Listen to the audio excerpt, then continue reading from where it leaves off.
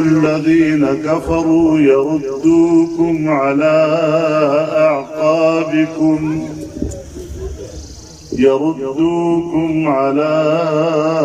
أعقابكم فتنقلبوا خاسرين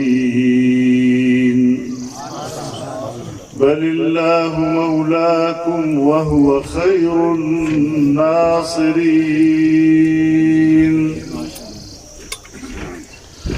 سنلقي في قلوب الذين كفروا الرعب بما أشركوا بالله صدق الله العظيم.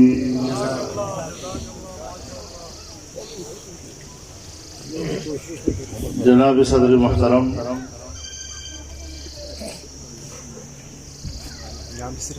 ہمارے نہایت قابل احترام حضرت مولانا سعید یوسف خان صاحب، جناب پیر مظہر شاہ صاحب، اسٹیج پر موجود میرے اکابرین، اس اجتماع میں شریک کشمیر کے غازیوں، مجاہدوں اور آزادی کے لیے اپنی جان سے کھیلنے والے سرفروشوں،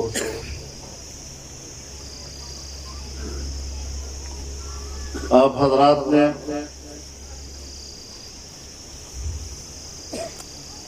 اپنی سرزمین پر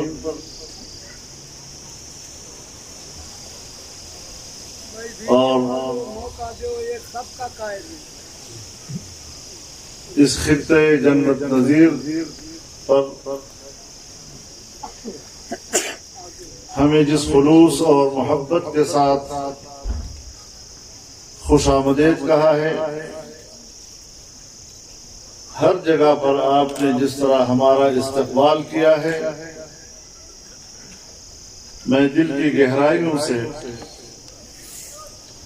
آپ کی اس محبت، آپ کے خلوص اور آپ کے ولولے اور جذبے کی قدر کرتا ہوں۔ اللہ تعالی آپ کی اس محبت اور اس خلوص کو قبول فرمائے اور اسے ہم سب کی مغفرت اور اللہ اپنی رضا کا سبب اور ذریعہ بنائے۔ میرے محترم دوستو،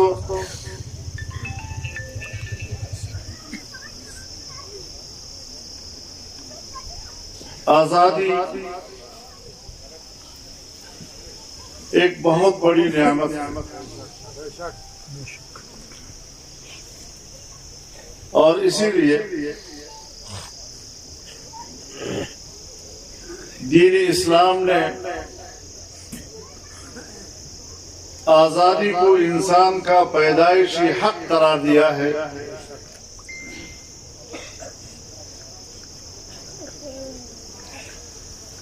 لیکن آزادی کا مفہوم کیا ہے؟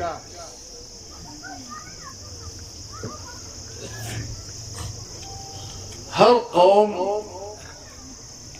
چاہے وہ مسلمان ہو یا غیر مسلم، آزادی کی بات کرتا ہے، آزادی کا حق مانگتا ہے، آزادی کے لیے میدان میں نکلتا ہے اور قربانیاں دیتا ہے۔ مجھے دوسرے لوگوں سے غرض نہیں، لیکن بحیثیت مسلمان کے ہماری نظر میں آزادی کس چیز کا؟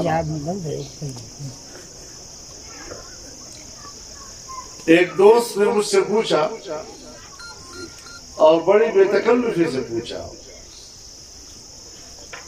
کہ آپ جو مولوی صاحبان ہیں صبح و شام ہمیں ایک ہی درس دیتا ہے کہ اللہ کی بندگی کرو. آپ تو صرف بندگی کا درس دیتے ہیں، لیکن جب سڑک پر نکلتے ہیں تو پھر آزادی کا نعرہ لگاتے ہیں. بندگی اور آزادی کے تصور میں تو تضاد ہے. تو یہ کیا مسئلہ ہے؟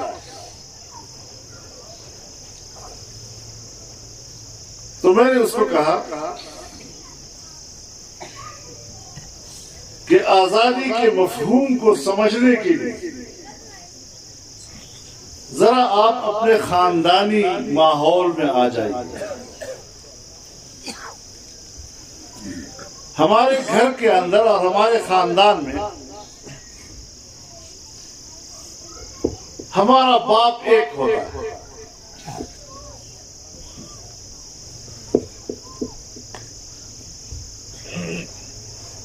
اور وہ اولاد جو اپنے باپ کی فرما بردار ہو، اپنے باپ کی اطاعت کرتا نظر آتا ہو، اگر اس کے باپ کی زمین ہے اور وہ اپنے باپ کی زمین میں محنت کرتا ہو، اگر اس کے باپ کا کارخانہ ہے اور اس پہ وہ مزدوری کر رہا ہے، اگر اس کے باپ کی دکان ہے اور بیٹا اپنے باپ کی دکان پر بیٹھتا ہے، تو ہماری سوسائٹی میں اور ہمارے ماحول میں باپ کی زمین پر کام کرنے والے کو مزیرا نہیں کہا جاتا. باپ کے کارخانے میں محنت کرنے والے کو مزدور نہیں کہا جاتا. باپ کے حویلی میں اور اس کے حجرے میں بیٹھنے والے کو گھر کا چوکیدار نہیں کہا جاتا. باپ کی جیب سے خرچ کرنے والے کو باپ کا نوکر نہیں کہا جاتا، اس کا ملازم نہیں کہا جاتا، اسے خاندانی کہا جاتا ہے، اسے محترم سمجھا جاتا ہے معاشرے میں، اسے اپنی جائیداد کا مالک تصور کیا جاتا ہے، اور اسے معاشرہ ایک آزاد منش انسان کے طور پر دیکھتا ہے.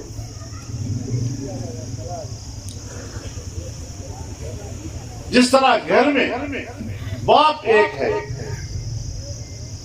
اس طرح کائنات کا خالق ایک ہے.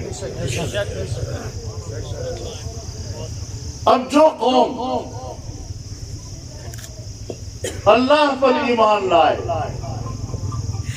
اللہ کے دین پر ایمان لائے، اللہ کی اور صرف اللہ کی عبادت کرتی ہوئی نظر آئے، تو اسے بھی غلام نہیں کہا جاتا. ایک اللہ کی بندگی کرنے والا اور اسی کو عبادت اور اطاعت کا مستحق سمجھنے والا اگر دنیا میں کوئی ایسی قوم رہتی ہے، یہی اس کی آزادی کی علامت ہے. اور جس طرح ہم گھر میں بعض دفعہ مجبور ہو کر معاشی تنگی کی وجہ سے کسی کی زمین پہ جا کے مزدوری کرتے ہیں، کسی کی دکان پہ جا کر بیٹھتے ہیں، کسی کے کارخانے میں مزدوری کرتے ہیں، تو ہمیں مزیرہ بھی کہا جاتا ہے، ہمیں مزدور بھی کہا جاتا ہے، اور ہمیں نوکر بھی کہا جاتا ہے. اس طرح اپنے رب کو چھوڑ کر دوسری قوموں کی اطاعت کرنا اور ان کے سامنے سر جھکانا، یہ بھی غلامی کی علامت ہوا کرتی. تو ہم تو اس معنی سے آزادی کو لیتے ہیں کہ اللہ کی دین کی پیروی. اگر میرے ملک میں اللہ کا دین نہیں ہے اور میری مملکتی زندگی، حکومتی زندگی، قومی زندگی، ملی زندگی وہ اللہ کے قانون کے تابع نہیں ہے، تو ہر چند کہ میں مسلمان ہوں لیکن میں اپنے آپ کو ایک آزاد شہری نہیں کہہ سکتا. بنیادی بات اسی کو سمجھ.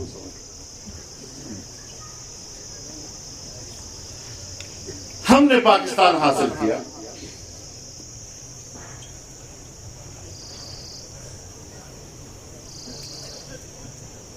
اور ہم سمجھتے ہیں کہ ہم آزاد ہیں. ہم نے انگریز سے آزادی حاصل کی، ہم نے ہندو سے آزادی حاصل کی.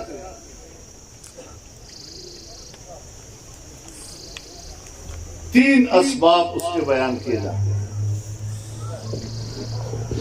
کچھ لوگوں کا نظریہ یہ ہے کہ ہم نے اپنا وطن حاصل کیا اسلام کے لیے. کچھ لوگوں کی رائے یہ ہے کہ ہم نے وطن حاصل کیا معاشی آزادی کے لیے، اور کچھ لوگوں کی رائے یہ ہے کہ ہم نے وطن حاصل کیا جمہوریت کے لیے. ہم نے اپنے فیصلے خود کرنے، ہم نے کسی کی بالادستی کو نہیں مانی. آج ہمارے 72 سال بیت چکے. تو کیا وجہ ہے کہ اسلام کی بات کرنے والے اور اسلام کو آزادی کا مقصد سمجھنے والے وہ بھی کہتے ہیں کہ اب تک اسلام کیوں نہیں آیا، اور آزادی کے باوجود ہمارے پاس اسلام کیوں نہیں؟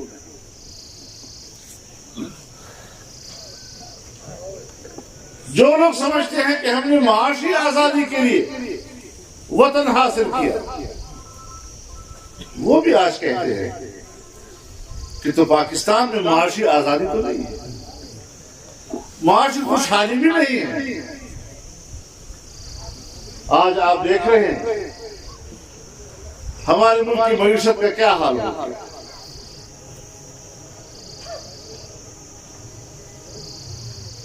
ہمارے ملک کی مجموعی پیداوار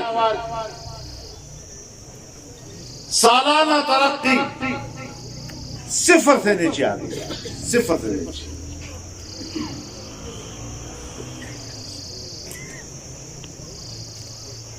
تو وہ بھی پریشان ہے کہ جس نظریے سے ہم نے وطن حاصل کیا تھا وہ تو نہیں ہے. اور وہ ہندوستان جس کے جبر سے ہم آزاد ہونا چاہتے تھے، آج ان کی معیشت آسمان سے باتیں کرتی ہے، اور ہماری معیشت کا کیا حال ہے.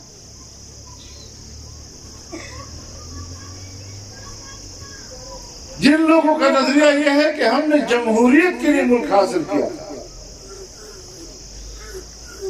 70 سال ہمارے گزرے ہیں، تو اکثر سال ہمارے، اکثر مدت، اکثر عمر ہماری مارشل لاؤ میں گزری ہے.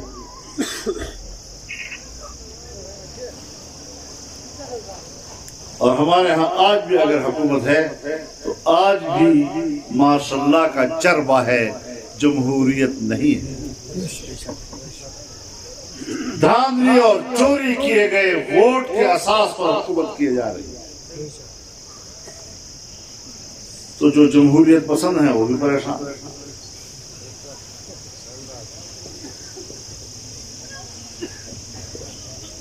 اب ان سوالوں کا ہم نے حل کیسے تلاش کرا؟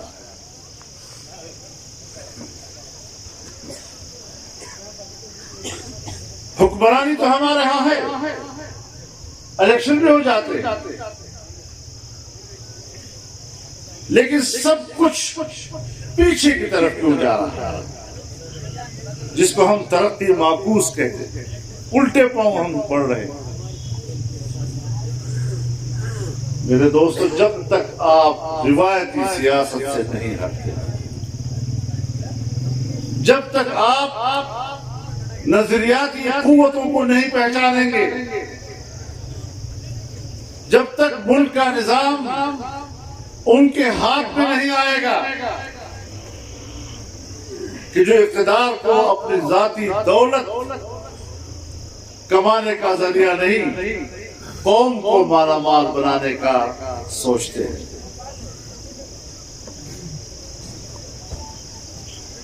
اس وقت تک خوشحالی نہیں آ سکتی. پھر آپ آزادی کی جنگ بھی نہیں لڑ سکتے، کیونکہ آزادی کے حوالے سے نظریے پر لوگ متفق نہیں ہیں. جمعیت علماء اسلام کی واضح ہے کہ اسلام صرف عبادات کا نام نہیں. عبادت تو ہر ایک آپ کا، اخلاقیات ہر شخص کا اپنا مسئلہ، لیکن خوشحال معیشت اور امن و امان یہ دونوں مملکت کی ضرورت ہے اور دونوں قومی زندگی کی ضرورت ہے.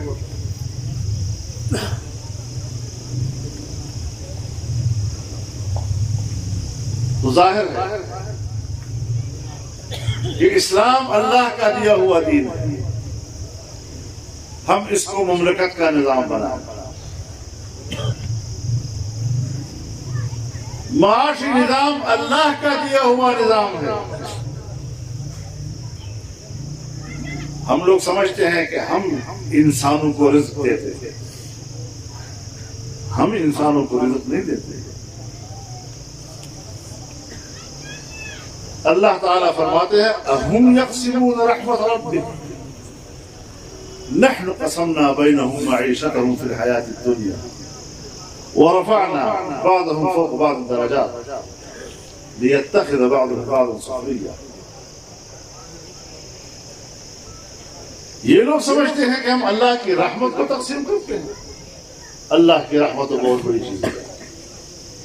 یہ جو عام مادی زندگی میں معیشت کی تقسیم ہے، روزگار کی تقسیم ہے، اللہ فرماتا ہے یہ بھی ہمارا ہے. ہم نے آپ کو وسائل مہیا کیے، ہم نے آسمان سے تم پر پانی برسایا، ہم نے تمہاری مٹی کو اور تمہاری زمین کو اس قابل بنایا کہ وہ اناج اگائے، پھل اگائے. تمہارا کام ہے منصفانہ تقسیم. اب اس منصفانہ تقسیم میں کچھ لوگ دولت کے مالک ہوتے ہیں، محنت کے محتاج ہوتے ہیں، اور کچھ لوگ محنت کے مالک ہوتے ہیں، دولت کے محتاج ہوتے ہیں. ایک کے پاس دولت ہے، محنت کی طاقت ہے، ایک کے پاس محنت کی طاقت ہے، اس کے پاس پیسہ نہیں ہے. آئیے دونوں کے درمیان ایک دوسرے کو مسخر کر دیا، لِيَتَّخِذَ بَعْضُهُم بَعْضًا سُخْرِيًّا. تجارت کریں، کاروبار کریں، منافع کی تقسیم کریں، آپس میں ایک دوسرے کے ساتھ انصاف کریں، ایک دوسرے کا حق ادا کریں. اسی لیے تو ہم یورپ سے کہتے ہیں نا کہ تمہارے پاس ٹیکنالوجی ہے، ہمارے پاس ٹیکنالوجی ہے. تمہارے پاس وسائل کی کمی ہے، ہمارے پاس وسائل کی فراوانی ہے. ہمارے پہاڑوں میں خطے میں سب کچھ ہے، معدنیات بھی ہے، جنگلات بھی ہے، پانی بھی ہے، زراعت بھی ہے، لیکن ٹیکنالوجی نہیں. آؤ تم ہمیں ٹیکنالوجی دو، ہم تمہیں وسائل دیں، اور پھر منافع کو تقسیم کریں. آپ بھی فائدہ اٹھائیں، ہم بھی فائدہ اٹھائیں گے. لیکن آج عالمی قوتیں ہمارے وسائل پر قبضہ کرنا چاہتی ہیں، اور وہ سمجھتی ہیں کہ ہر چند کے پاکستانیوں کو کہو کہ تم آزاد قوم ہو، لیکن ان کے وسائل کے مالک ہم ہوں گے، ان کے معدنیات کے مالک ہم ہوں گے، ان کے جنگلات کے مالک ہم ہوں گے، زمین کے نیچے تیل کے مالک وہ ہوں گے، گیس کے مالک وہ ہوں گے، کوئلے کے مالک وہ ہوں گے. اس طرح تو پھر نہیں چلتی زندگی. اس نظریے کو لے کر ہم اٹھے ہیں.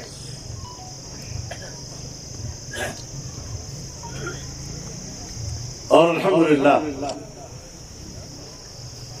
آج عام آدمی نے اس منشور پر اعتماد کیا ہے، اس نظریے پر اعتماد کیا ہے.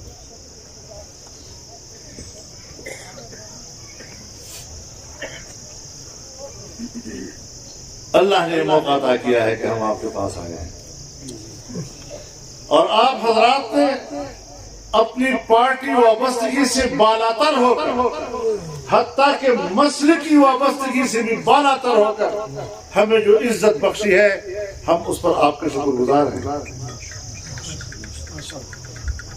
اسی لیے ہم جب اپنے نظریے کی دعوت دیتے ہیں تو سب کشمیریوں کو دے رہے ہیں۔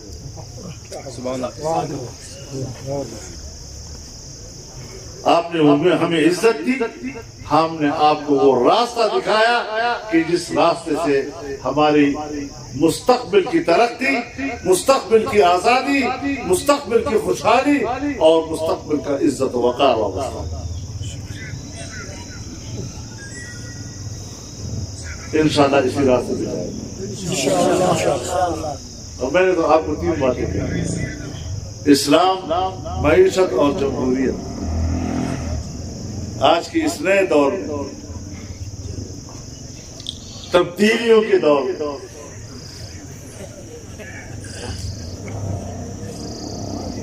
ہمیں اپنی تہذیب سے بھی محروم کیا جا رہا ہے۔ ہمارے نوجوان کو بے راہ روی دکھائی جا رہی ہے، اور جس انڈیا کے خلاف ہم کشمیر کی جنگ لڑ رہے ہیں، اس کشمیری کو کہا جاتا ہے کہ انڈیا کی کلچر کو اپناؤ،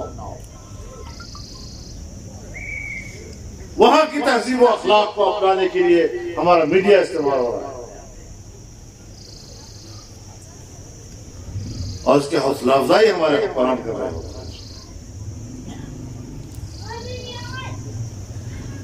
تو ہمیں بڑے انقلابی انداز کے ساتھ اب آگے بڑھنا ہے۔ یہ ملک ہمارا ہے، اس ملک کے ادارے ہمارے، ہم سے کوئی نہ لڑے، ہم کسی سے نہیں لڑتے۔ ہاں، یہ ضرور نظریہ رکھے کہ ہر ایک کا اپنے فرائض اور اپنے اختیارات کا ایک دائرہ ہے۔ اگر آپ اپنے گھر میں اور اپنے زمین میں محنت کرتے ہیں، کام کرتے ہیں، کمرہ نیا بناتے ہیں، کمرہ گراتے ہیں، تو آپ کا اختیار ہے، آپ کو کوئی کچھ نہیں کہتا۔ لیکن آپ نے اگر پڑوسی کی زمین میں مداخلت کی، پڑوسی کے گھر کا کمرہ گرا دیا، اور اسے آپ 1000 کہیں کہ میں آپ کے گھر کا کمرہ نیا بنا کے دے رہا ہوں آپ کو، ہر چند کے آپ اس کو کہیں کہ میں آپ کو اس سے اچھا کمرہ بنا کر دے رہا ہوں، وہ آپ سے کہتے ہیں آپ ہوتے کون میرے گھر میں داخل کریں؟ اپنے حویلی کے اندر تمہارے اختیار کو تسلیم نہیں کرے گا۔ اپنی زمین میں آپ 1000 کہیں کہ بابا اپنے زمین میں ہل چلا رہا ہوں، اس میں دانہ ڈال رہا ہوں، آپ کی زمین میں بھی میں ہل چلا رہا ہوں، آپ کی زمین میں دانہ ڈال رہا ہوں، آپ کیوں خفا ہو رہے ہیں؟ آپ سے کہا ہوتے کون میری زمین میں گھسنے والے؟ اسی طریقے سے ہم ملک میں تمام اداروں سے کہنا چاہتے ہیں، چاہے وہ اسٹیبلشمنٹ ہے، چاہے وہ بیوروکریسی ہے، چاہے وہ پارلیمنٹ ہے، چاہے وہ عدالت ہے، جو ادارہ ہے اپنے اپنے دائرے کے اندر فرائض سر انجام دے، ہمارے سلام۔ جھگڑا اس وقت پیدا ہوتا ہے جب ہم دوسرے کے ادارے میں جا کر مداخلت کرتے ہیں۔ مجھ تو کسی سیاسی جماعت کے حوالے سے بھی کہا جاتا ہے کہ اس سیاسی جماعت میں یہ ہو رہا ہے، یہ ہو رہا ہے، اس نے یہ کہہ دیا، اس نے یہ کہہ دیا، تو میں اس کے جواب میں بھی کہتا ہوں کہ ان کا داخل ہوتا ہے، کسی دوسری پارٹی کے معنوں میں کھوتا، تب جا کر ہم ایک صحیح معنوں میں ایک مضبوط مستحکم ملک بنا سکتے ہیں۔ اس کے لیے جائز نظام ہونا چاہیے۔ اگر جمہوریت ہے اور ہر شخص کا اپنا ووٹ ہے، تو یہ نہ ہو کہ جس بکسے میں میں ووٹ ڈال رہا ہوں وہ بکسا اور جس بکسے سے ووٹ گنا جا رہا ہے وہ بکسا ہو۔ یہ نہیں ہونا چاہیے، یہ ہوگا تو ہنگامہ ہوگا. اس بنیاد پر حکمران آئے گا تو میں لاکھ آپ ہزار اس کی حفاظت کرے، میں اس کو ڈمی حکمران کروں. نعرہ تکبیر! قائد جمعیت تیری عظمت کو، قائد جمعیت تیری بصیرت کو، قائد جمعیت تیری سیاست کو. اصول پر کوئی صدا نہیں ہو سکتا. ہاں ہم تدریجی اصلاحات کے نظریے پہ کام کریں. ہم بندوق کی سیاست میں بات نہیں کر رہے،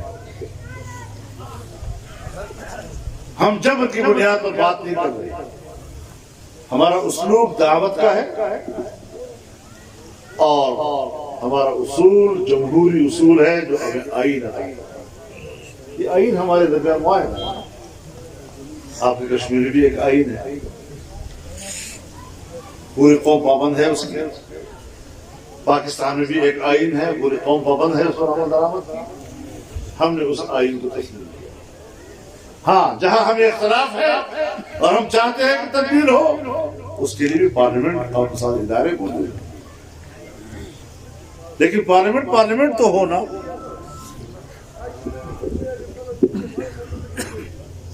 اب اگر دھاندلیوں سے آئے ہوئے ممبران سے بھر دیا جائے، ہم تو اس کے قانون سازی کو بھی تسلیم نہیں کرتے. تم ہوتے کون ہو قانون سازی کرتے ہو؟ تم ہوتے کون ہو آئین میں ترمیم کرتے ہو؟ ہم تو ان کو یہ بھی حق نہیں دیتے کہ وہ پاکستانی عوام کے فیصلے بین الاقوامی معاہدات کے تحت کریں. جتنے بھی بین الاقوامی معاہدات ہیں ہم واضح طور پر کہتے ہیں کہ اگر ہماری حکومت کراتی ہے ہم ان معاہدات سے پابند نہیں ہوں گے. نہ اہل حکمران نہ لائق حکمران. پہلے ناجائز تھے، 2 سال میں نہ اہل بھی ثابت ہوئے نہ لائق بھی ثابت ہوئے.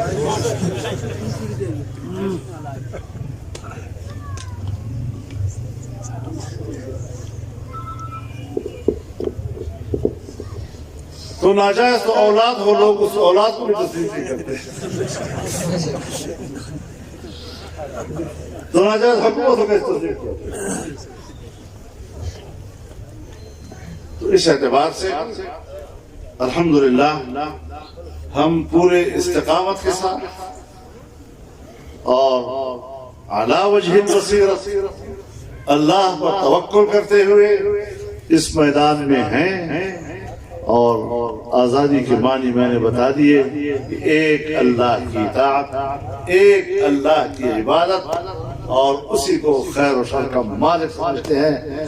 کوئی مائی کا لال مت سوچے کہ وہ کسی خیر کا مالک ہے یا کسی شر کا مالک ہے یا کسی طاقت کا مالک ہے اور طاقت سے ہمیں مغلوب کر دے گا. ہم طاقت سے مغلوب ہونے والے نہیں، ہم اللہ کے دین کے سہارے دوسروں پر روک ڈالنے والے. نعرہ تکبیر! قائد جمعیت تیری عظمت کو، قائد جمعیت تیری سیاست کو، کشمیریوں کے حقیقی ترجمان قائد کشمیر مولانا سعید یوسف خان، قائد جمعیت مولانا فضل الرحمان.